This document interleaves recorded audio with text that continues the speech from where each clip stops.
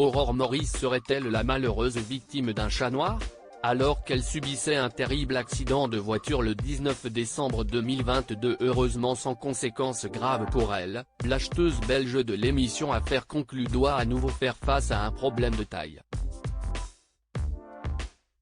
Mais cette fois, c'est sur les réseaux sociaux que ça se passe. Dépitée mais toujours souriante, Aurore Maurice s'est emparée de son compte Instagram pour signaler à ses abonnés que de nombreux faux comptes circulaient actuellement, aussi bien sur Instagram que sur TikTok.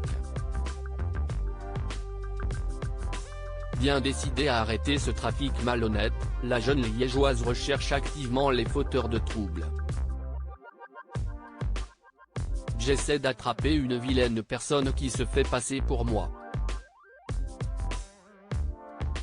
Elle demande de l'argent à toutes les personnes qui sont sur Instagram, en vendant des cartes fans. Elle vous propose d'aller boire des verres ou de manger au restaurant en se faisant passer pour moi, explique-t-elle face caméra. Je vais lui mettre la main dessus et ça va voler agacée, la marchande d'art a assuré qu'elle ne s'adonnerait à ce genre d'activité et que faire de telles propositions ne lui viendrait même pas à l'esprit. Je ne vendrai jamais, au grand jamais, une carte fan. Je ne vous demanderai jamais de l'argent pour aller manger un bout avec moi. Ne dépensez pas votre argent dans ce genre de truc, a-t-elle supplié. Qu'à cela ne tienne, Aurore Maurice ne compte pas en rester là.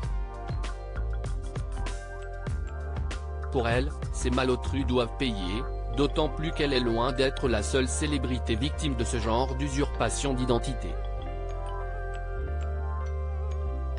Je vais me venger de ceux qui essayent de voler les internautes.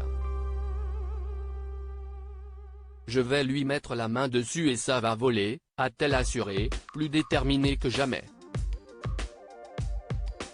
Pour rappel, la jolie blonde a intégré le casting de l'émission Affaires conclues au mois d'avril 2022. Depuis, elle occupe une place récurrente parmi les acheteurs de la bande à Sophie Davant. Elle est notamment très proche de Caroline Marjoridan et Damien Tison. En revanche, ce dernier lui coupe parfois l'herbe sous le pied quand il s'agit d'acheter un objet précieux. Quand on est sur les mêmes objets, je ne peux pas le piffrer. Il me fait payer le double ou le triple d'un objet, affirmait-elle récemment auprès de Télé Loisirs.